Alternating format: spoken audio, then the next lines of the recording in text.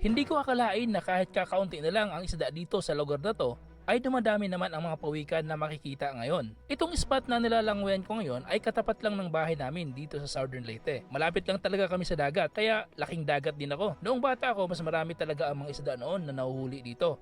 At napakaraming corals din ang makikita mo kapag lalangoy ka. Talagang maraming uri ng laman dagat ang masisilayan noon.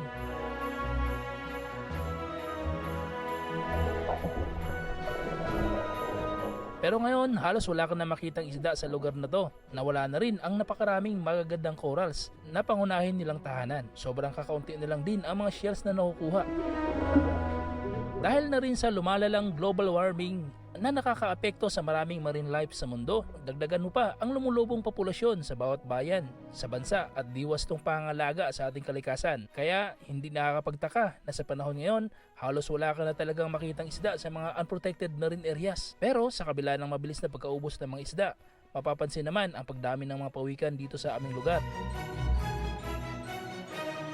Sobrang amo ng mga pawikang ito. Hindi sila takot sa tao. Sinubukan ko nga lumangoy para maghanap ng pawikan. Kukunan ko sana ng video pero hindi ako nakasumpong. Kaya nagpalipad na lang ako ng drone at yun ang ginamit ko para maghanap ng pawikan. At hindi nga ako nabigo kasi may nakita agad akong pawikan. Napakalaki pa niya.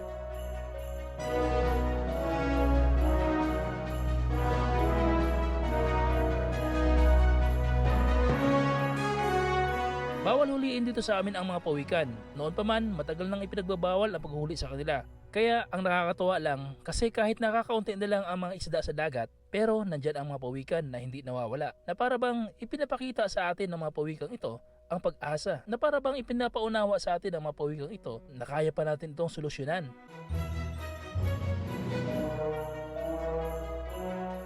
Na hanggat nariyan ang mga pawikan, ibig sabihin, kaya pa nating ibalik ang dating ganda na karagatan. Ang dating mga corals na nawala ay may pag-asa pang maibalik sa dating dami. Ang mga halamang dagat na kakapiraso na lang ay pwede pang dumami ulit. Kailangan lang ng disiplina at pagkakaisa nating lahat para bumalik ang dating ganda at itsura ng ating karagatan. Kaya para sa akin, ang presensya ng mga pawikang ito ay simbolo ng pag-asa na hindi pa huli ang lahat. Kayang-kaya pa natin ibalik ang dating ganda ng dagat. Ikaw ka-highway, ano ang opinion mo dito?